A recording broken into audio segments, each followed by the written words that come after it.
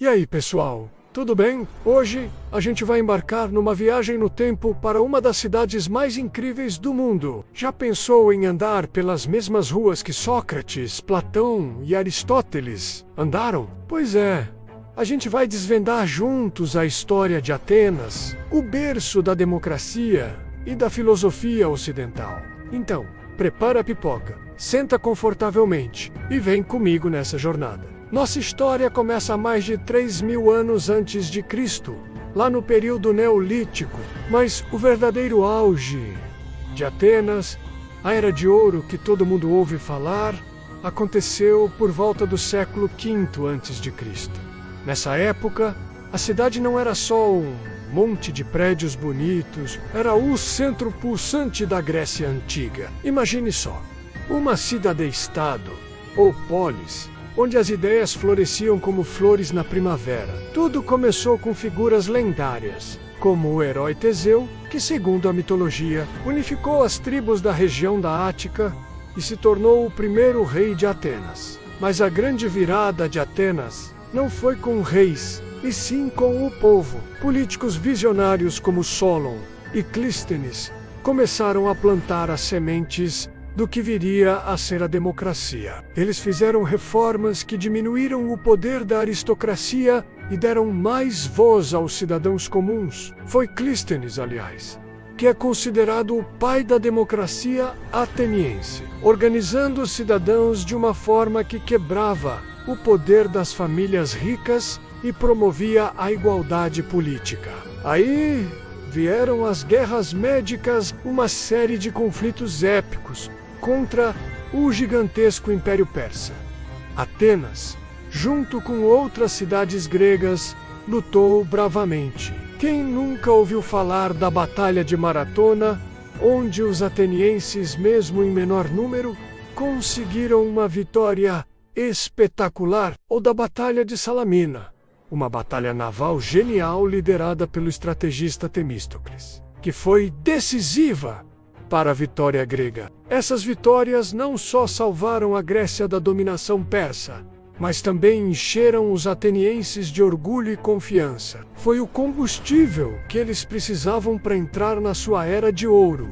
E que era, meus amigos? Sob a liderança de Péricles, um estadista brilhante, Atenas viveu seu esplendor máximo. Péricles não era um rei, mas um general e político eleito pelo povo, que governou por mais de 30 anos. Ele usou os recursos da Liga de Delos, uma aliança de cidades gregas, para reconstruir e embelezar Atenas, que tinha sido destruída pelos persas. Foi nessa época que o Partenon, aquele templo magnífico dedicado à deusa Atena, foi construído no topo da Acrópole. A Acrópole se tornou o símbolo eterno da cidade, um complexo de templos e edifícios que mostrava todo o poder, a riqueza e a devoção dos atenienses. Mas a Era de Ouro não foi só sobre arquitetura. Foi uma explosão cultural sem precedentes. Nos teatros, o público se emocionava com as tragédias de Ésquilo, Sófocles e Eurípides, e ria com as comédias de Aristófanes. Essas peças não eram só entretenimento. Elas questionavam a moral,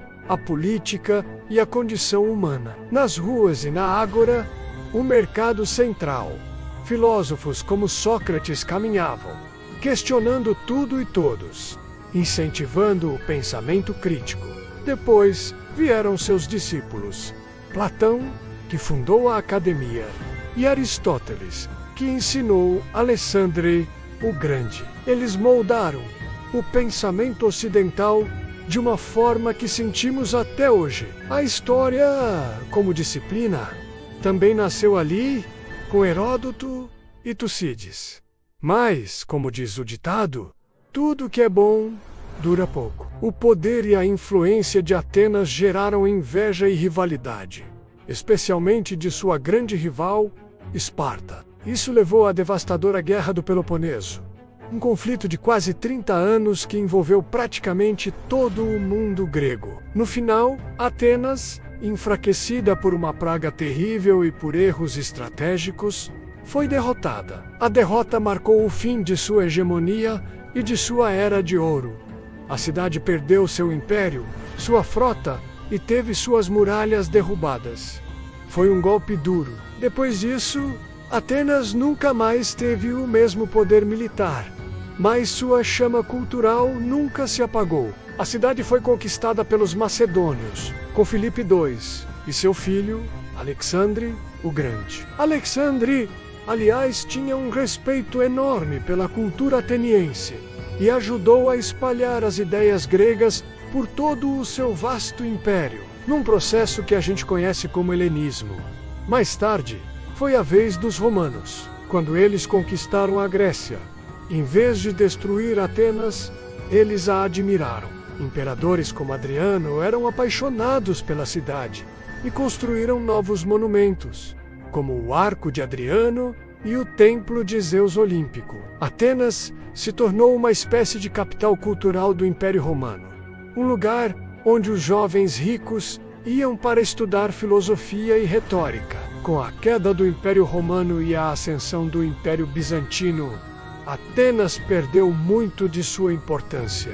Os templos pagãos foram convertidos em igrejas cristãs e a cidade se tornou apenas uma pequena cidade provincial. Durante a Idade Média, ela foi invadida e governada por vários povos, incluindo francos e catalães. Depois, por quase 400 anos, Atenas fez parte do Império Otomano. O Partenon, acreditem ou não, foi usado como igreja, depois como mesquita e, tragicamente, como um depósito de pólvora que explodiu durante uma batalha, causando danos terríveis. A história de Atenas deu outra reviravolta no século XIX, em 1821. Começou a Guerra de Independência da Grécia contra o Império Otomano. Após uma luta longa e sangrenta, a Grécia finalmente se tornou um estado independente em 1832.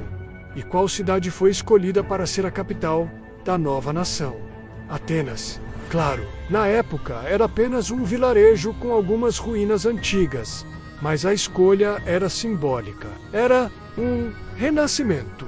A cidade foi totalmente reconstruída, com ruas largas, praças e prédios neoclássicos, para refletir sua antiga glória. Em 1896, Atenas sediou os primeiros Jogos Olímpicos da Era Moderna, um evento que a colocou de volta no cenário mundial. No século XX, Atenas enfrentou muitos desafios: guerras, instabilidade política e um crescimento urbano muito rápido. Mas a cidade sempre se reergueu. Hoje, Atenas é uma metrópole vibrante, uma cidade que consegue misturar de forma única o antigo e o moderno. Você pode caminhar pela Acrópole pela manhã e à tarde tomar um café em um bairro descolado como Plaka ou Psiri.